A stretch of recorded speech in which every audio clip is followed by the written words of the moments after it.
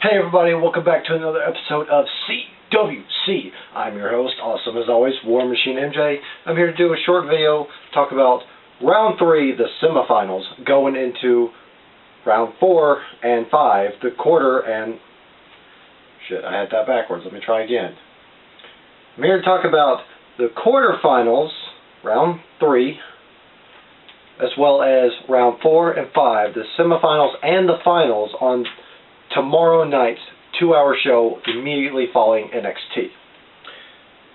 This round, oh boy, not a slow match in the slightest. All these matches, high energy, fast paced, brilliant from start to finish. Now, first match, for the 3rd round in a row, it was Gran Metalik setting up the round as he took on the amazing Akira Tozawa. Finally got it right now. This was in short terms, this was clash of styles.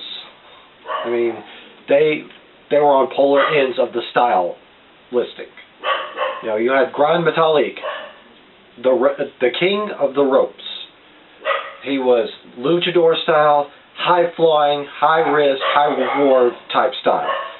Akira Tozawa, on the other hand, pure striker with the most graceful German suplexes in the game. Now this match, back and forth, definitely a seesaw battle. But in the end, Gran Metalik got the upset. See, me and Rod, we picked Tozawa to win this match. But Gran Metalik won with the Metalik driver, and I called this a friggin' upset. Wow. So, Gran Metalik got through round 3. He's going to start round 4 once again. Now, the next match that happened on night 1 of round 3 was the Brian Kendrick taking on the Golden Child, Kota Ibushi. Now, Ibushi, he's one of my top 3 picks. Earlier, Gran Metalik, he's Rodimus's dark horse since Tozawa's out. But Ibushi is my number 2 pick. Ibushi is also Rod's number 1 pick. Now, this match was a back and forth match. It was, you know, Ibushi putting on, you know, a wrestling clinic while Brian Kendrick was putting on a clinic of veteran maneuvers, you know.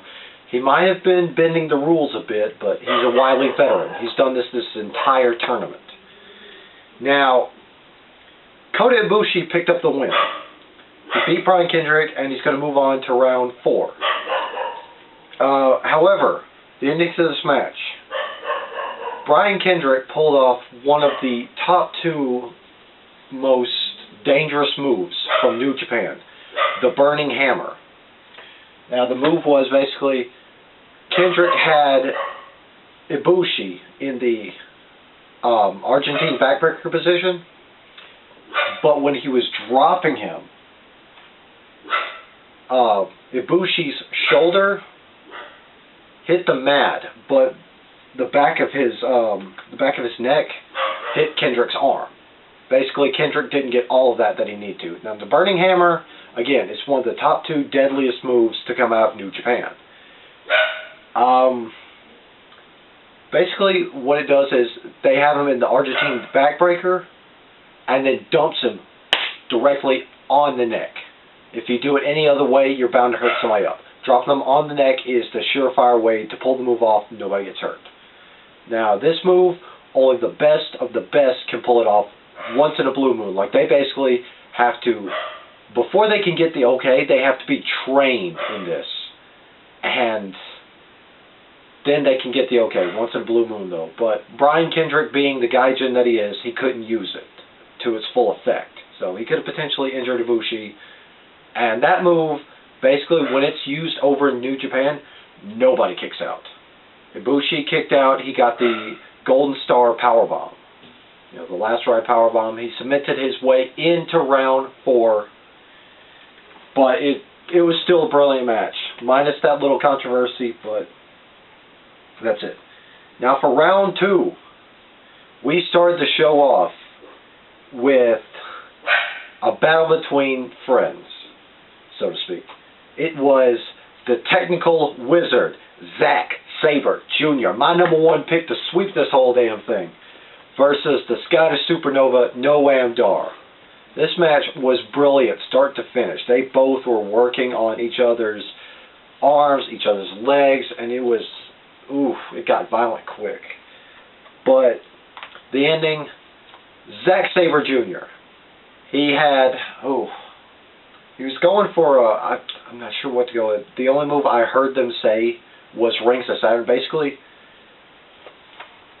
Zack Sabre, using his legs, he pinned Noam Dar's arms behind him, and not just like this, like even further, like that.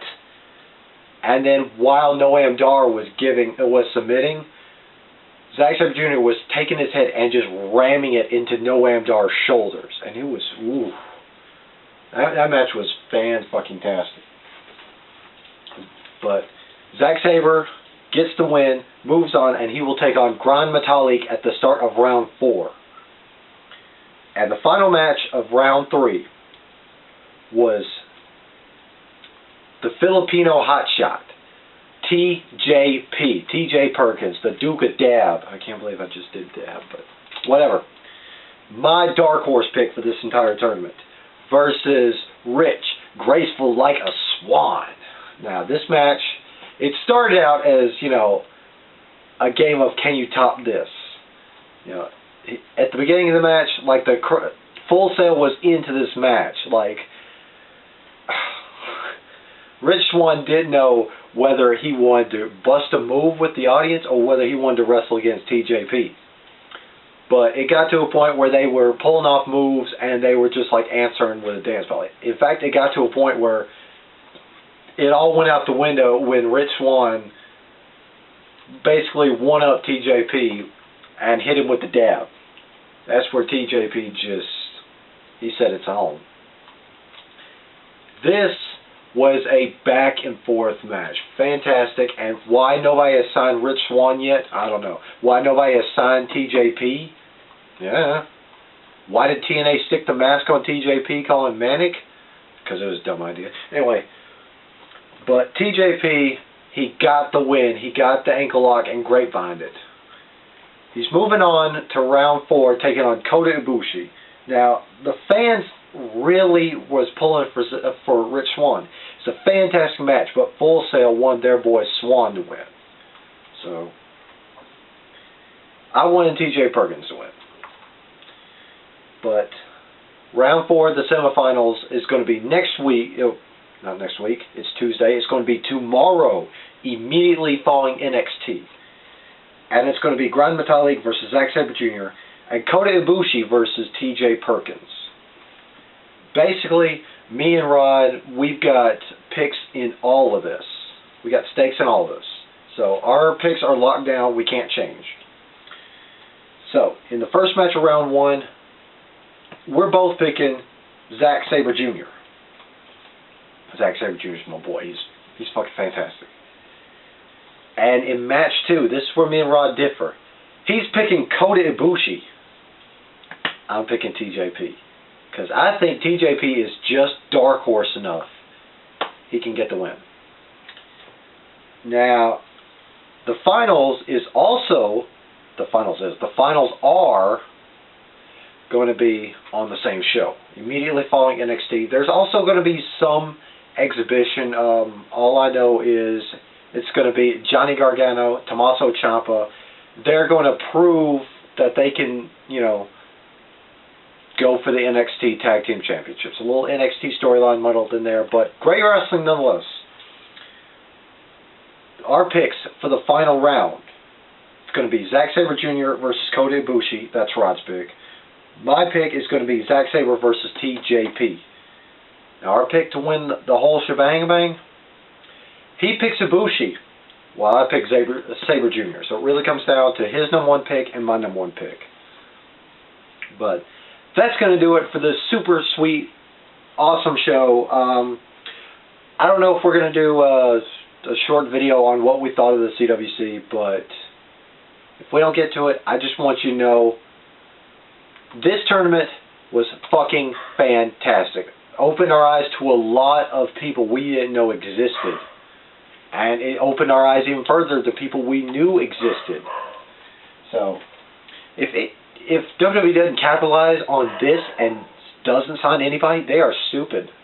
I mean, of course, Gargano and Ciampa, like they're already signed. Johnny Gargano just became full-time in NXT, wrapped up his Evolve dates.